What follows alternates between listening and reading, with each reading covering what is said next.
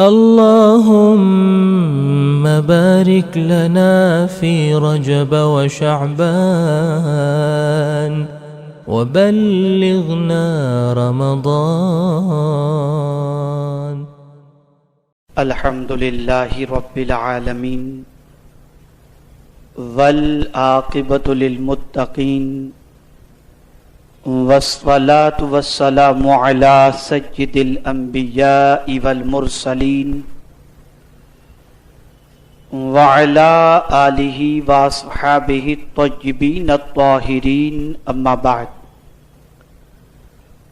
فأعوذ بالله من الشيطان الرجيم. بسم الله الرحمن الرحيم. يا أيها الذين آمنوا كتب عليكم الصيام كما كتب على الذين من قبلكم لعلكم تتقون أياما معدودات فمن كان منكم مريضا أو على سفر فعدة من أيام أخر وعلى الذين يطيقونه فدية طعام مسكين فمن تطوع خيرا فهو خير له وأن تصوموا خير لكم إن كنتم تعلمون. صدق الله العظيم.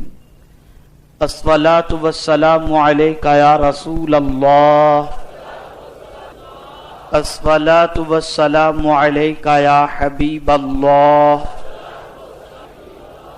الصلاة والسلام عليك يا نبي الله.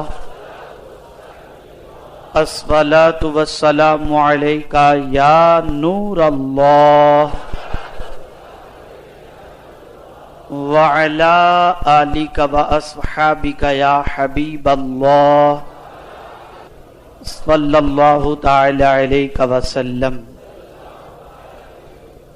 میرے پیارے آقا صلی اللہ تعالی علیہ وسلم کے پیارے دیوانوں، جس آیہ کریمہ کی تلاوت کا میں نے شرف حاصل کیا، اللہ رب العزت اس کے متعلق مجھے حق کہنے اور آپ سب کو حق سننے کی توفیق عطا فرمائے. وہ بابرکت مہینہ جو اللہ کی رحمتوں کا اور اللہ عز و جل کی بارگاہ سے حصول مغفرت کا مہینہ ہے. اللہ عز و جل ماہ رمضان المبارک کی جملہ برکتوں سے ہم سب کو مالا مال فرمائے. اس ماہ مبارک کے احترام، توقیر اور تعظیم کی توفیق نصیب فرمائے، اور اس عظیم مہینے میں اللہ رب العزت جن لوگوں کی بخشش فرمانے والا ہے ان بخشش حاصل کرنے والوں میں ہم سب کا شمار فرمائے. میرے پیارے آقا صلی اللہ علیہ وسلم کے پیارے دیوانوں، میرے آقا صلی اللہ علیہ وسلم بھی اس مہینے کو پانے کی دعا کیا کرتے تھے. تو ماہ رمضان المبارک معمولی مہینہ نہیں ہے. ہم نے اس ماہ مبارک کے حوالے سے ایک مزاج اپنا یہ بنایا ہے کہ ماہ رمضان شریف آئے گا، ہم روزے رکھیں گے، افطار میں اچھی اچھی چیزیں کھائیں گے، تراویح کا اہتمام کریں گے. اور پھر کچھ لوگ ایسے بھی ہیں جو اپنی پلاننگ میں اس بات کو بھی شامل کر لیتے ہیں کہ رات کو تفریح بھی کریں گے، بیڈمنٹن بھی کھیلیں گے، کرکٹ بھی کھیلیں گے، کیرم بھی کھیلیں گے. ماہ رمضان شریف میں رشتہ دار، مستحقین، ان تک کچھ کھانے پینے کی اشیاء، شربت کی بوتلز، یہ ساری چیزیں پہنچائی جاتی ہیں. غرباء میں کچھ تقسیم کیا جاتا ہے. اور ماہ رمضان شریف کے استقبال کی تیاری ہم جو بھی کرتے ہیں اس میں اس چیز کا خاص خیال رکھتے ہیں کہ افطار اور سحری کا معاملہ پرفیکٹ ہو، اور پھر دن کیسے گزارنا، کاروبار کا ٹائم ٹیبل کیسے سیٹ کرنا، یہ ساری چیزوں کا معاملہ درپیش رہتا ہے. ماہ رمضان شریف آنے کی بہت ساروں کو خوشی بھی ہوتی ہے اور بہت ساروں کا منہ لٹک جاتا ہے کہ 4 دن بھر بھوکا پیاسا رہنا پڑے گا، نہ بیڑی پی سکتے ہیں، نہ سگریٹ پی سکتے ہیں، اور نہ گٹکھا کھا سکتے ہیں. اور جیسے ہی افطار ہو سے فارغ ہوئے کہ بس ایسا ٹوٹ پڑتے جیسے زندگی بھر کے بھوکے پیاسے ہوں. میرے پیارے آقا صلی اللہ تعالی علیہ وسلم کے پیارے دیوانوں، کھانے پینے کی اجازت جب شریعت نے دی ہے تو میں کون ہوتا ہوں روکنے والا؟ جب غروب آفتاب سے لے کر صبح صادق تک اللہ اور اس کے رسول کی طرف سے کھانے پینے کی اجازت ہے تو میں کیوں منع کروں؟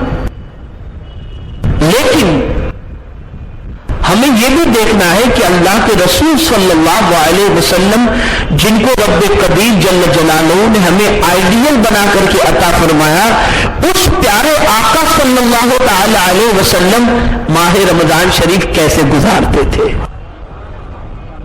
ماہ رمضان شریف کا ویلکم کرو، اور یقیناً ماہ رمضان شریف کا استقبال کرنا بھی چاہیے، اور کرنے کی کئی وجوہات کے اندر ایک وجہ یہ بھی ہے کہ اس لیے ماہ رمضان شریف کا استقبال کرو کہ اللہ نے اس ماہ مبارک میں تمہیں قرآن عطا فرمایا، کہ خود اسی نے قرآن مقدس میں فرمایا شہر رمضان الذی انزل فیہ القرآن، رمضان کا مہینہ جس میں قرآن اس میں نازل کیا.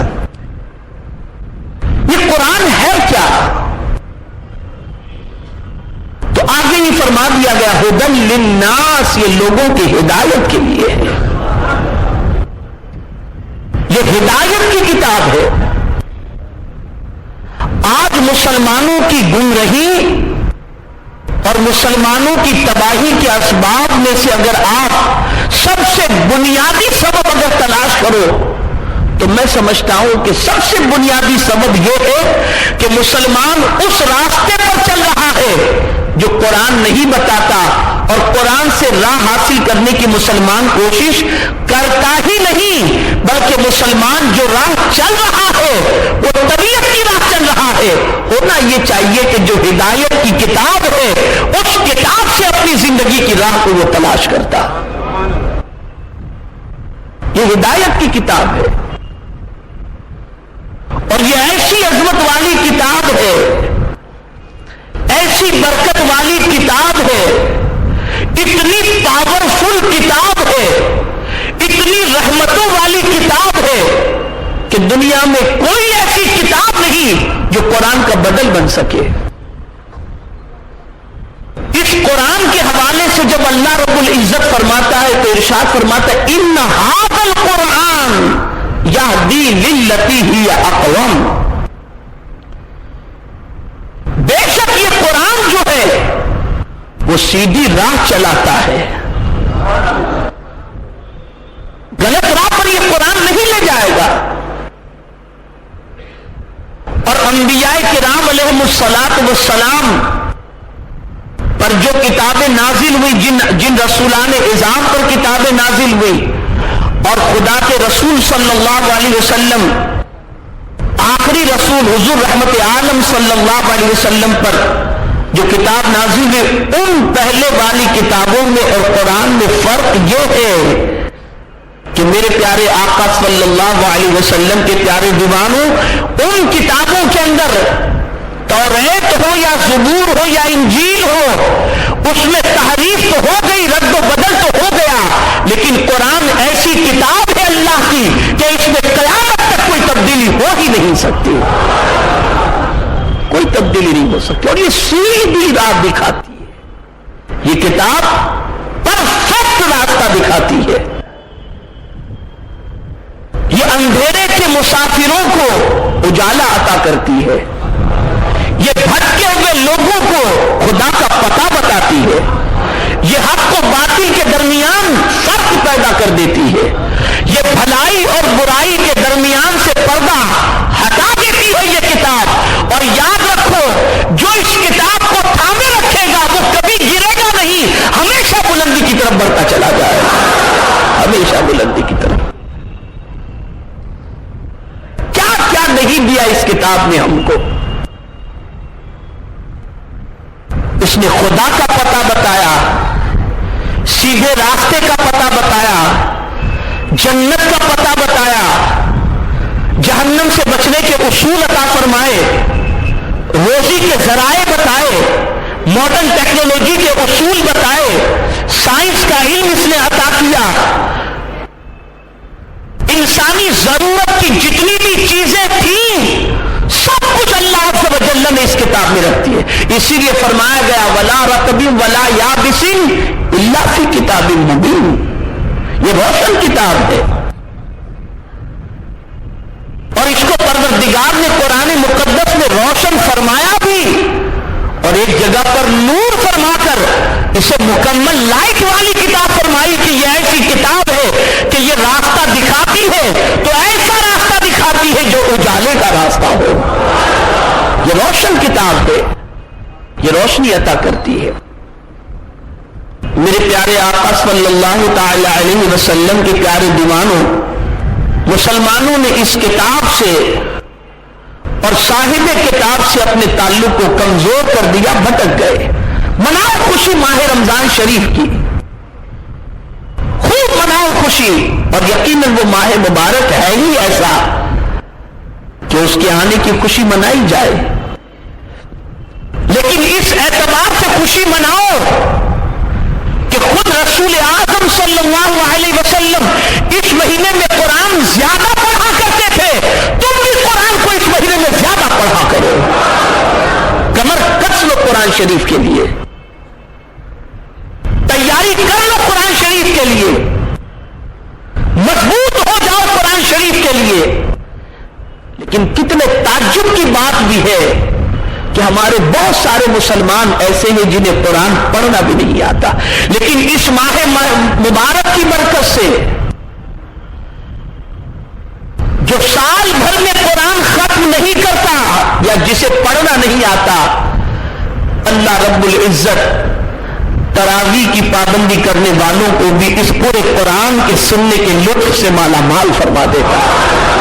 یعنی اے قرآن پڑھنے والوں اور قرآن پڑھنے جاننے والوں, یہ مہینہ ایسا ہے کہ تم پڑھنا جانتے ہو, تم حافظ ہو, تم قرآن صحیح پڑھ لیتے ہو, تو ایسا نہیں کہ صرف تمہیں ہی برکتیں ملے گی, جنہیں قرآن پڑھنا نہیں آتا وہ بھی اس ماہ مبارک میں اس قرآن کی برکتوں سے مالا مال ہو جائے. ہاں, لیکن جسے شوق ہو, جذبہ ہو قرآن سننے کا, اور جس کے مزاج میں یہ بات ہو کہ کہاں یعلمون تعلمون اور علم طرح سے تراویح ہو تاکہ ایک رسم ادا کر لیں تراویح کی, جلدی سے جہاں ختم ہو وہاں چلے چلے, کیا اس کی تو اس کے لیے کیا ہے, اس کے لیے کیا ہے. میرے پیارے آقا صلی اللہ تعالی علیہ وسلم کے پیارے دیوانوں, یہ کتاب کس پر نازل ہوئی؟ حضور صلی اللہ علیہ وسلم. کس پر نازل ہوئی؟ بولیے, حضور صلی اللہ علیہ وسلم پر. جن پر یہ کتاب نازل ہوئی ان سے بھی اللہ رب العزت نے فرمایا اتلو ما اوحیا. میرے محبوب تلاوت کرو اس چیز کی جس کی ہم نے تم پر وحی نازل فرمائی ہے. اور حضور صلی اللہ علیہ وسلم کو قرآن پڑھنا بھی پسند تھا اور قرآن سننا بھی پسند تھا, قرآن سننا بھی پسند تھا. آپ سوچو, جلیل القدر صحابی حضرت عبداللہ رضی اللہ تعالی عنہ سے خود سرکار صلی اللہ علیہ وسلم نے فرمایا اے عبداللہ مجھے قرآن سناؤ. عرض کرتے ہیں فداک امی و ابی یا رسول اللہ صلی اللہ علیہ وسلم, جو کتاب حضور کے قلب اطہر پر نازل ہوئی اس کتاب کو میں پڑھ کر کے سناؤں, اور وہ بھی آپ کو. سرکار مدینہ صلی اللہ علیہ وسلم نے فرمایا عبداللہ مجھے قرآن دوسرے سے سننا بھی اچھا لگتا ہے. انہوں نے پڑھنا شروع کیا, اور جب اس آیت کریمہ پر پہنچے فَكَيْفَ إِذَا جِئْنَا مِن كُلِّ أُمَّةٍ بِشَهِيدٍ, جب یہ آیت کریمہ انہوں نے تلاوت تلاوت کی اور پڑھتے گئے تو سرکار صلی اللہ تعالی علیہ وسلم کی طرف وہ پڑھتے پڑھتے جب نگاہ اٹھا کر کے دیکھتے تو حضور کے آنکھوں سے اشک جاری تھے، رو رہے تھے. پتا چلا قرآن سن کر کے رونا یہ بھی نبی کی سنت مبارکہ ہے، اس لیے کہ یہ کلام ہے ہی ایسا، یہ معمولی کلام نہیں ہے، بہت برکت والی کتاب ہے، یہ بہت عظمت والی کتاب ہے، اور یہ کتاب اپنے پڑھنے والے کو بھی طاقتور بنا دیتی ہے. جو قرآن کی تلاوت کرتا ہے وہ کمزور نہیں ہوتا، جو قرآن مقدس کی تلاوت کا عادی ہوتا ہے وہ بزدل نہیں ہوا کرتا، بلکہ بزدلوں کو بھی یہ کتاب قوت والا بنا دیتی ہے، طاقتور بنا دیتی ہے. آج ایک بیماری پھیلی ہوئی ہے، ڈپریشن، جس کسی کو دیکھو نروس ہو گیا ہے نا؟ آپ کسی سے بھی اس وقت پوچھ لیجئے کیا حال ہے، کیا بتائیں یار، مزہ نہیں آتا، زندگی کٹ رہی ہے، زندگی میں کوئی انٹرسٹ نہیں، پتہ نہیں، دل گھبراتا ہے، طبیعت اچٹ ہو چکی ہے، اچھا نہیں لگتا. جس کسی کو دیکھو یہ ایک عام بیماری سی ہے، اور ڈاکٹر اس بیماری کا نام جو ہے وہ ڈپریشن کہہ کر کے آپ کو کہہ دیتے کہ یہ آپ کو ہو گیا ہے، اور اس کے لیے کوئی ریلیکس کی ٹیبلٹ دے دی، آپ کھائے، کچھ گھنٹے سو لیے، پھر اٹھے. یاد رکھو جسم کو سکون دینے کا علاج تو کسی حد تک ڈاکٹر کے پاس ہو سکتا ہے، لیکن دل کے سکون کا علاج ڈاکٹر کے پاس ہے ہی نہیں. یہ سکون کون دے گا؟ یہ اللہ کی کتاب دے گی. جو علاج دنیا کے طبیب نہیں کر سکتے، اسی علاج کو کرنے کے لیے قرآن بھی آیا، اور صاحب قرآن حضور صلی اللہ علیہ وسلم بھی قرآن بھی ہر لا علاج مرض کا علاج ہے، اور خود مصطفیٰ جان رحمت صلی اللہ علیہ وسلم بھی ہر لا علاج مرض کے علاج بن کر کے تشریف لائے. اور یہ میں نہیں کہتا، قرآن خود کہتا ہے وَنُنَزِّلُ مِنَ الْقُرْآنِ مَا هُوَ الشِّفَاءُ وَرَحْمَةٌ لِلْمُؤْمِنِينَ. یہ شفا ہے، یہ مومنوں کے لیے رحمت ہے. اس کی آیات پڑھو، اس کی تلاوت کرو، شفا کے لیے قرآن مقدس پڑھو، یہ قرآن شفا عطا کرے گا، یقیناً عطا کرے گا. میرے پیارے آقا صلی اللہ تعالی علیہ وسلم کے پیارے دیوانوں، اسی طریقے سے تمہاری پریشانی کے علاج کے لیے قرآن سب سے عظیم نسخہ بن کر کے آیا. اب آپ دیکھیں نا، یہ بے چینی اور بے قراری کے ہونے کی وجہ کیا ہے؟ بے چینی اور بے قراری کی سب سے بڑی وجہ یہ ہے کہ جب آدمی کے دل پر زنگ لگ جائے، مثال بتاؤں آپ کو، کپڑے پر داغ لگ جائے تو طبیعت بے چین ہو جاتی ہے نا. اور کپڑا اگر آپ بہت استری ٹائٹ پہن کر کے نکلو صاف و شفاف تو آپ کی طبیعت بے چین نہیں ہوتی، آپ میں ایک عجیب سی مسرت ہوتی ہے، عجیب سی آپ کی کیفیت ہوتی ہے. تو گندگی سے طبیعت اچٹ ہو جاتی ہے. ہاں کچھ لوگ ایسے بھی ہیں جو گندگی کو سادگی کا نام دیتے ہیں، میلے کپڑے پہن کر کے نکلیں گے اور کہیں گے یہ سادگی ہے. ارے نادانو، حضور صلی اللہ علیہ وسلم کے کپڑوں کے حوالے سے پڑھ کر دیکھو تو تمہیں پتا چلے گا کہ سرکار کے جسم اقدس پر جو کپڑے ہوتے اس میں داغ کو ثابت کر ہی نہیں سکتا. سرکار صفائی کو پسند فرماتے تھے. تو جب گندگی ہوتی ہے تو آدمی کا دل اچٹ ہو جاتا ہے. تو جسم کی گندگی، اس کا علاج کیا ہے؟ آپ صابن سے، پانی سے جسم پر لگی ہوئی گندگی کو مٹا سکتے ہیں، اس کو مٹا سکتے ہیں. لیکن دل میں جو خیالات غلط پیدا ہوتے ہیں، جس سے دل گندا ہو چکا ہے، اس کا علاج کیا ہے؟ اس کی صفائی کیسی ہو؟ سوال صحابہ کرتے تھے، کام ساری امت کا ہو گیا. سوال ان کی طرف سے اور کام سارے مسلمان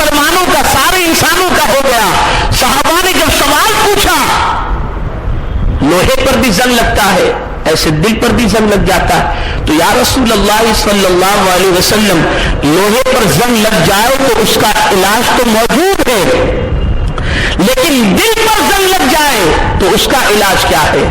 تو میرے آقا صلی اللہ علیہ وسلم نے ارشاد فرمایا کہ سنو، دل پر زنگ لگ جائے تو اس کا علاج تو تمہارے پاس موجود، لوہے پر زنگ لگ جائے تو اس کا علاج تو تمہارے پاس موجود ہے. اب دل پر اگر زنگ لگ جائے تو دو چیزیں دل کے زنگ کا علاج ہیں، اور وہ کیا ہے؟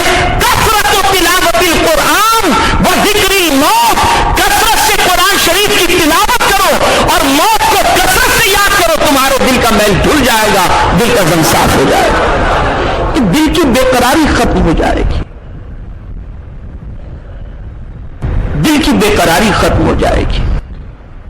اور میں سمجھتا ہوں اس عظیم کتاب سے جتنا فائدہ مسلمانوں کو اٹھانا چاہیے مسلمانوں نے نہیں اٹھایا. کون سا گھر ایسا ہے جہاں اللہ ماشاء اللہ جہاں قرآن شریف کی تلاوت ہوتی ہو؟ بڑی آسانی سے مارکیٹ میں ملنے والی بہت ساری وظائف کی کتابیں. میں کسی ورد و وظائف کی کتاب جو بزرگوں سے منسوب ہے اس کا منکر نہیں ہوں، ان کا فائدہ ہے اپنی جگہ پر، جو بھی فائدے اس کے اندر بزرگوں سے منسوب ہیں اس کا ہے اپنی جگہ فائدہ. لیکن بہرحال قرآن کا فائدہ قرآن ہی کا فائدہ ہے، اس کی برکتیں اس کی جگہ پر مسلم ہیں. اگر اس کی برکتیں مسلم نہ ہوتی تو کبھی حضور صلی اللہ علیہ وسلم ایسے گھروں کی نشاندہی نہ فرماتے جن گھروں کے اندر قرآن شریف کی تلاوت نہیں ہوتی. جو لوگ کہتے ہیں کہ ہمارے گھر میں برکت نہیں ہے، ہمارے گھر کے اندر سکون نہیں ہے، اطمینان نہیں ہے، وجہ تلاش کرو. سرکار مدینہ صلی اللہ علیہ وسلم نے فرمایا وہ گھر قبرستان ہے جس گھر میں قرآن کی تلاوت نہیں ہوتی. اور قبرستان میں کون رہتا ہے؟ مردے ہی تو رہتے ہیں، مردے ہی تو رہتے ہیں نا قبرستان میں، دل مردہ ہو گیا.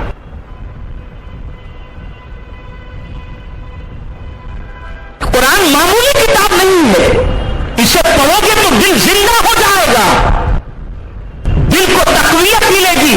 اور اس کی طاقت کا اندازہ لگانا ہو تو اس سے لگاؤ کہ خود اللہ کریم ارشاد فرماتا ہے لو انزلنا هذا القرآن على جبل لرأيته خاشعا متصدعا من خشية الله. اگر یہ قرآن اللہ پہاڑ پر نازل فرماتا نا تو خشیت ربانی کی وجہ سے پہاڑ ریزہ ریزہ ہو جاتا. اب پہاڑ پتھروں کا ایک دو من کا وزن تو نہیں ہوتا، پہاڑ کتنا بڑا اور کتنا طاقتور ہوتا ہے. اس پہاڑ کو ایک جگہ سے دوسری جگہ منتقل کرنے کے لیے کوئی کرین نہیں ہے.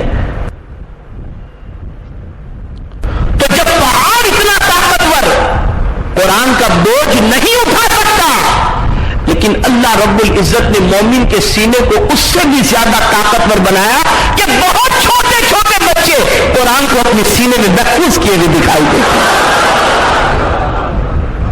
یہ قرآن کا کتنا بڑا کرم ہے، یہ قرآن کی کتنی بڑی برکتیں ہیں. اور شاید ہی زمین پر کوئی مسلمان ایسا ہوگا جس کے سینے میں قرآن کا کچھ نہ کچھ حصہ موجود نہ ہو. ارے سورہ اخلاص ہی صحیح تقریباً مسلمان کو تو یاد ہے، نماز میں جو سورتیں پڑھی جاتی اتنا تو یاد ہوگا، تو قرآن کا کچھ حصہ تو ہے نا.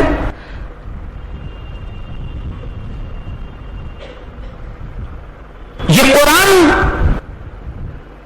تمہیں صرف یہ نہیں کہتا کہ بس مجھے پڑھ لو اور مجھے پڑھنے سے تمہارا کام مکمل ہو گیا، نہیں، بلکہ یہ قرآن کا تقاضا یہ ہے کہ اسے پڑھو بھی اور اس پر عمل بھی کرو. اور جو شخص قرآن کو پڑھے اور قرآن پر عمل کرے، آپ جانتے ہیں اللہ رب العزت اسے اچھی زندگی عطا فرمائے گا، اچھی زندگی. اور ساتھ ہی ساتھ اگر اللہ نے کسی کو قرآن شریف پڑھنے کی توفیق عطا فرما دی یا قرآن شریف کا علم عطا فرما دیا یا قرآن شریف حفظ کرنے کی سعادت عطا فرما دی، اب وہ بندہ یہ سوچے کہ فلاں کے پاس اتنی دولت ہے، فلاں کے پاس اتنا مال ہے، فلاں کے پاس اتنا سرمایہ ہے، اور میں غریب انسان ہوں، بھلے میں حافظ قرآن ہوں، عامل قرآن ہوں، عالم قرآن ہوں، لیکن نہ میرے پاس گاڑی ہے، نہ میرے پاس کوئی اچھا مکان ہے، نہ اچھی دولت ہے میرے پاس، نہ زیادہ دولت ہے، میں تو غریب و کنگال ہوں۔ تو فرمایا گیا سب سے بڑا مالدار وہ ہے جس کے پاس قرآن کی دولت موجود ہے، اور اگر کسی شخص کے پاس یہ دولت موجود ہے کہ وہ حافظ قرآن ہے یا عالم قرآن ہے، اور اس کے باوجود وہ یہ سمجھے کہ اس سے زیادہ بھی دولت کسی کے پاس ہے، تو گویا اس نے قرآن کی اہمیت کو نہیں سمجھا، قرآن کی اہمیت کو نہیں سمجھا۔ یہ بہت بڑی دولت ہے اور ہر کسی کو یہ دولت نہیں ملتی۔ قرآن کو سینے میں محفوظ کرنے کی یا قرآن مقدس کے معنی اور مطالب کو سیکھنے کی دولت ہر کسی کو نہیں ملتی، یہ فضل الہی ہے، جسے چاہے وہ عطا فرما دے۔ میرے پیارے آقا صلی اللہ تعالی علیہ وسلم کے پیارے دیوانوں، آج مسلمان زمین پر اچھے ڈھنگ سے چلتا بھی نہیں۔ آپ دیکھیں وہ چلتا ہے تو اس کا انداز بڑا عجیب ہوتا ہے۔ آج مسلمانوں کی زبان کے اندر سختی آ گئی، وہ بولتا ہے تو ایسا لگتا ہے جیسے زہر اگل رہا ہو۔ آج مسلمانوں کی سچویشن یہ ہو گئی کہ تجارت کرتا ہے تو حلال و حرام کی تمیز نہیں کرتا۔ آج مسلمان کی پوزیشن ایسی ہو گئی کہ چہرہ دیکھو تو ہمیشہ غضب کا جلوہ اس کے چہرے سے ظاہر ہوتا دکھائی دیتا ہے۔ یہ کیا ہے؟ یہ قرآن مقدس سے عدم واقفیت اور صاحب قرآن صلی اللہ علیہ وسلم کی سیرت سے واقفیت نہ ہونے کا نتیجہ ہے۔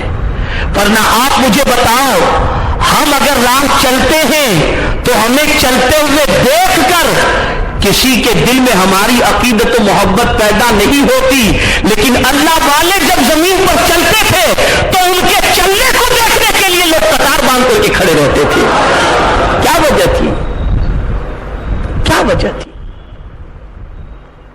وجہ سب سے بڑی یہ تھی کہ وہ اپنی چال کو بھی قرآن کا پابند بنا دیتے تھے، اپنی رفتار کو بھی اس قرآن مقدس اور صاحب قرآن کا پابند بنا دیتے تھے۔ اچھی طریقے سے یاد رکھو، وہ زمین پر ایسے نہیں چلتے تھے کہ ابھی زمین پھاڑ دیں گے، اس لیے کہ وہ جانتے تھے کہ قرآن نے خود کہا ہے وَلَا تَمْشِ فِي الْأَرْضِ مَرَحًا، اور زمین پر اکڑ کے مت چلو۔ مجلس کا معاملہ دیکھ لیجئے کہ ہمارے یہاں مجلس میں کوئی آتا ہے تو ہم جگہ کی گنجائش اس کے لیے نہیں کرتے، لیکن اگر قرآن مقدس کا مطالعہ کریں تو قرآن نے کہا فَافْسَحُوا فِي الْمَجَالِسِ، مجلسوں کے اندر کشادگی پیدا کرو، آنے والے کو جگہ دو، اور نہیں جگہ نہیں ہے تو کم از کم کوشش کرو تھوڑا سا یوں سرکنے کی، تاکہ سامنے والے کو معلوم ہو کہ آنے والا میرے لیے کچھ حرکت کر رہا ہے، میرے لیے کچھ گنجائش نکال رہا ہے۔ اس سے کیا ہوگا؟ اس کے دل میں تمہاری محبت پیدا ہو جائے گی، محبت پیدا ہو جائے گی۔ زبان سے جملے نکالو۔ فرعون کے پاس بھیجا گیا حضرت موسیٰ علیہ السلام اور ہارون علیہ السلام کو، یہ دونوں تشریف لے گئے تو قرآن کہتا ہے کہ رب نے فرمایا وَقُولَا لَهُ قَوْلًا لَيِّنًا، کہ دیکھو اس کے ساتھ تم نرمی سے بات کرنا۔ فرعون کے ساتھ جو خدائی کا دعویٰ کر رہا ہے اس کے ساتھ نرمی سے بات کرنے کا حکم دیا گیا۔ فرمایا گیا وَاجْتَنِبُوا قَوْلَ الزُّورِ، جھوٹ سے پرہیز کرو، یہ قرآن نے کہا ہے۔ زبان سے جب بات کرو تو قرآن کہتا ہے وَقُولُوا لِلنَّاسِ حُسْنًا، لوگوں سے اچھی بات کرو، اچھی بات کرو۔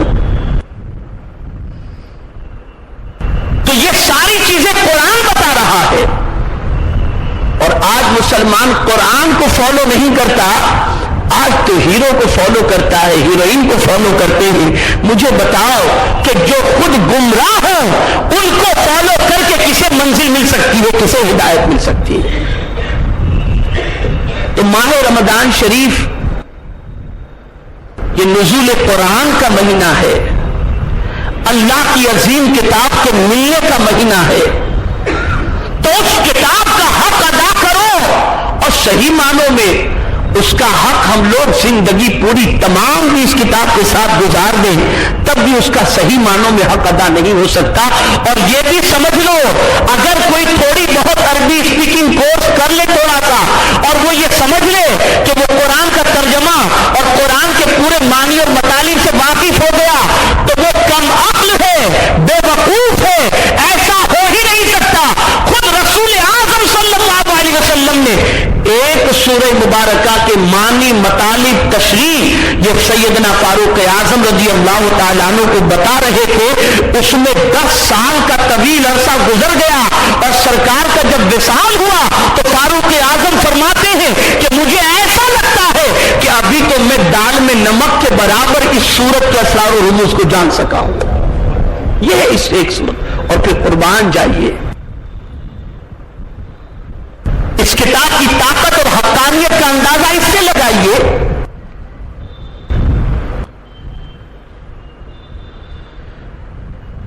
کہ آج ماڈرن ٹیکنالوجی کا دور ہے، چاند کی زمین پر قدم رکھنے کی باتیں ہو رہی ہیں، اسپیس کے اندر جانے کی باتیں ہو رہی ہیں. یہ ساری چیزوں کے ہونے کے باوجود بڑے بڑے راکٹ بنائے گئے، بڑے بڑے میزائل بنائے گئے، یہ ساری چیزیں بنائی گئی. آج دنیا یہ کہتی ہے بڑے بڑے سائنٹسٹ پیدا ہو چکے ہیں اور بڑے بڑے ماہر اس دنیا کے اندر موجود ہیں. لیکن آپ اس زمانے کو یاد کرو جب سواری کے لیے موٹر بھی نہیں تھی، لوگ خچر پر، گھوڑے پر اور اونٹ پر اور دریا کے اندر کشتی پر، وہ بھی کشتی بھی کیسی پردے والی کشتی پر سوار ہو کر سفر کیا کرتے تھے. اس زمانے میں یہ قرآن نازل ہوا، اس زمانے میں یہ قرآن نازل ہوا.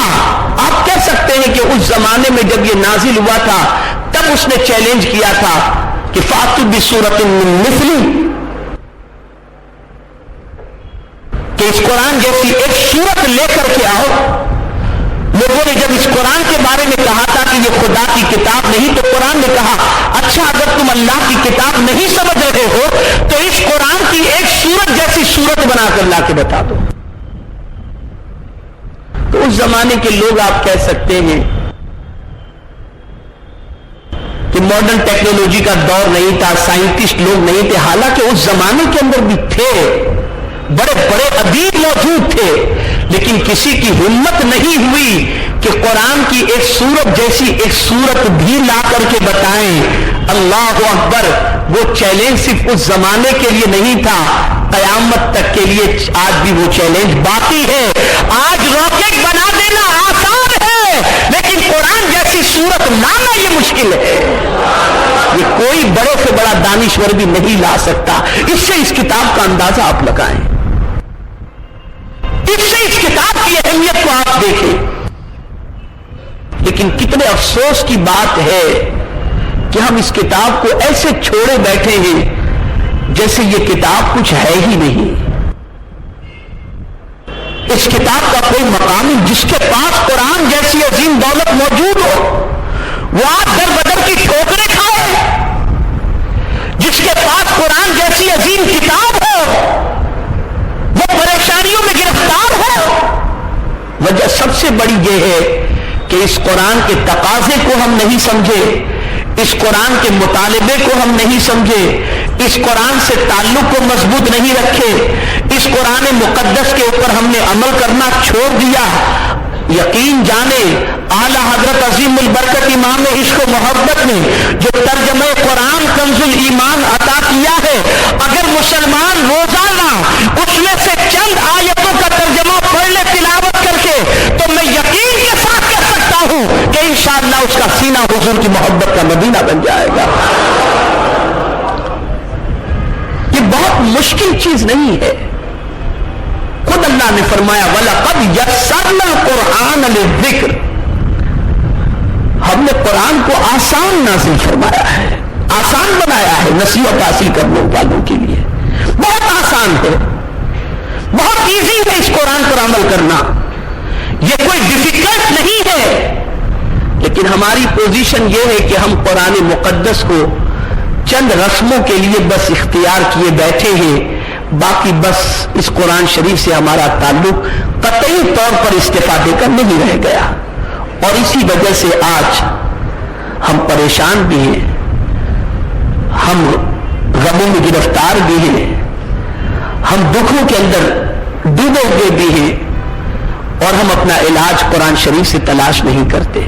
مسلمانوں، وہ مہینہ آ رہا ہے جس مہینے میں یہ عظمت والی کتاب اللہ نے ہمیں عطا فرمائی، اور یہ کتاب خدا کی ہے.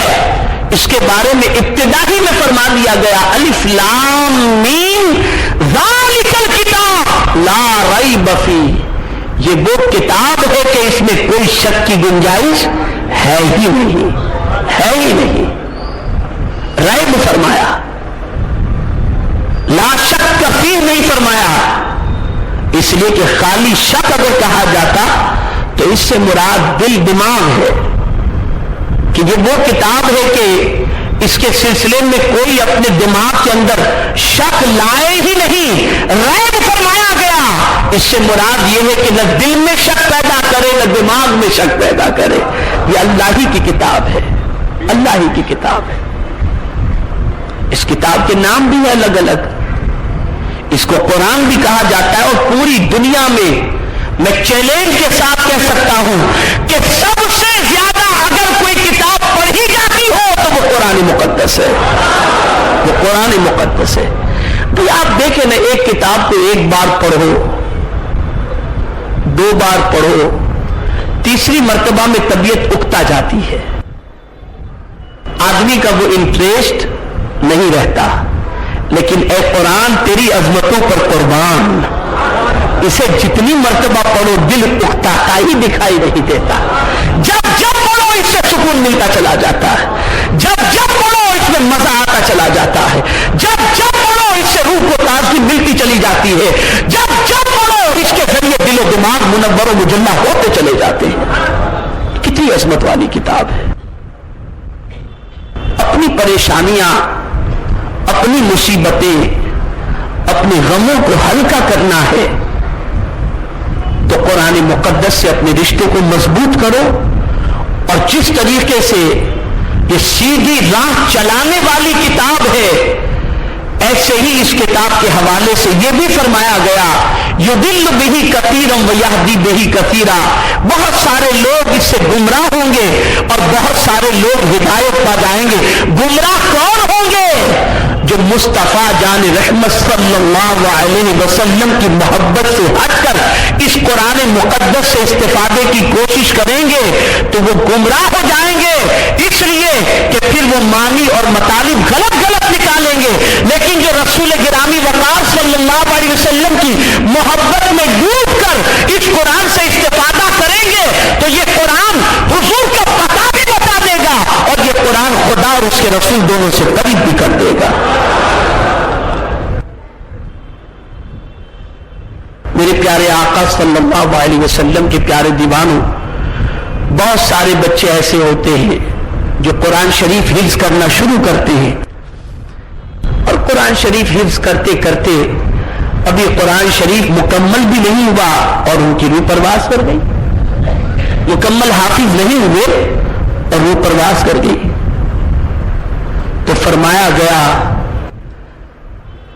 کہ جب انہیں قبر میں اتارا جائے گا نا اور لوگ چھوڑ کر کے چلے آئیں گے تو اللہ ایک فرشتے کو اس کے لیے مقرر فرمائے گا جو قبر میں اسے پورا قرآن یاد کرا دے گا. یہ ہے قرآن کی برکت. تو میرے پیارے آقا صلی اللہ علیہ وسلم کے پیارے دیوانوں، اس قرآن شریف سے اپنے تعلق کو مضبوط کرو. اور ماہ رمضان المبارک یہ قرآن سے قریب کرنے والا مہینہ ہے. عہد کر لو کہ اس ماہ مبارک میں ہم قرآن سے ایسے قریب ہو جائیں گے کہ کبھی قرآن سے اپنے رشتے کو کمزور کریں گے ہی نہیں. میں ایک واقعہ آپ کو بتاؤں. ایک طویل عرصے پہلے کی بات ہے، جو وشوری بہرام باغ کے اندر مسجد بدر میں کچھ مہینوں کے لیے ہم نے وہاں مسجد کی خدمت کی ذمہ داری قبول کی تھی. تو ماہ رمضان شریف میں کوئی اعتکاف میں بیٹھنے والا نہیں تھا. تو ایک بزرگ عبد المجید خان لالا ان کو کہتے تھے، میں نے ان سے گزارش کی کہ آپ اعتکاف میں بیٹھ جائیں. تو انہوں نے مجھ سے کہا کہ میں اعتکاف میں بیٹھ کے کروں گا کیا؟ میں نے کہا کچھ نہیں کرنا، صرف قرآن پڑھنا ہے. اعتکاف میں بیٹھ کر کیا کرنا ہے؟ صرف قرآن شریف کی تلاوت کرنی. آپ بس قرآن شریف پڑھتے رہنا. بات ان کی سمجھ میں آ گئی. وہ اعتکاف میں بیٹھے اور انہوں نے الحمدللہ کم و بیش 35 یا 40 سال کے بعد 10 دن کے اعتکاف میں پورا قرآن ختم کیا. وہ کہتے ہیں مجھے یاد ہے کہ 35-40 سال پہلے میں نے قرآن ختم کیا تھا، اس کے بعد اب میں نے قرآن ختم کیا. اور جب اعتکاف سے فارغ ہوئے، عید الفطر کا چاند نظر آیا، شوال کا چاند نظر آیا، تو میں دیکھ رہا ہوں کہ دوسرے دن پھر قرآن لے کر کے بیٹھے، تیسرے دن دیکھا پھر قرآن لے کر کے بیٹھے اور مسجد میں قرآن پڑھنے ہی میں وقت گزار رہے ہیں. میں نے کہا خان صاحب یہ تو بتائیے، اعتکاف سے تو باہر ہو گئے، اب قرآن نہیں چھوڑتے. کہا کیا بتاؤں، جو مزہ قرآن پڑھنے میں ہے وہ کسی میں نہیں ہے. اور اب تو مجھے سکون اس وقت ملتا ہے جب میں قرآن پڑھتا ہوں. ان کی عادت بن گئی، ہر 7 دن کے اندر ایک قرآن ختم کرتے تھے. اب آنکھوں کی روشنی ختم ہو گئی ہے. ایک زمانے کے بعد ان سے ابھی گزشتہ 57 سال میری ملاقات ہوئی تھی، تو دیکھا کہ روشنی چلی گئی، لیکن وہ واقعہ آج بھی ان کے دل و دماغ میں محفوظ ہے. تو جسے قرآن شریف سے انس ہو جائے پھر اس کو کسی اور چیز میں مزہ آتا ہی نہیں. تو اس کے لیے طبیعت بنا لو، اس کے لیے تیار ہو جاؤ. اور یہ کتاب تو ایسی ہے کہ سمجھ کر پڑھو تو ثواب، اور یوں ہی پڑھو تو بھی ثواب. نقصان کی بات ہے ہی نہیں، فائدہ ہی فائدہ ہے. اور قیامت میں بلندی کس کو ملے گی؟ اسے ملے گی جو قرآن پڑھنے والا ہوگا. قیامت میں کہا جائے گا قرآن پڑھ اور بلندی پر چڑھ.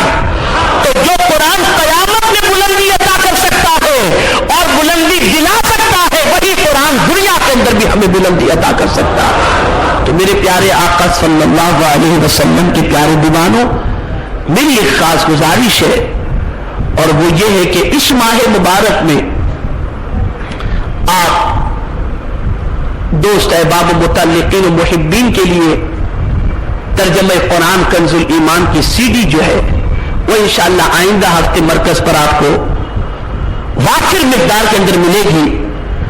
آپ اپنی بساط کے مطابق لیں اور لوگوں کو تحفے میں بانٹیں. گاڑی میں بھی یہی سنو، کارخانے میں بھی یہی لگاؤ، دکان میں بھی یہی لگا کر آہستہ آواز سے سنو. اور FM وغیرہ اور دوسری چیزیں سننے کی بجائے، ریڈیو وغیرہ سننے کی بجائے، یا موبائل کے اندر دوسری چیزوں کو انسٹال کرنے کی بجائے آپ اس کو کرو اور اسے سنو.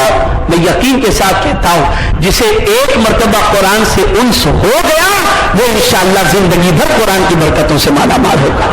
اور میں ترجمے قرآن کی بات اس کے لیے کر رہا ہوں کہ اس سے آپ کو پتا چلے گا کہ قرآن کیا کہہ رہا ہے، قرآن کے تقاضے ہم سے کیا ہیں.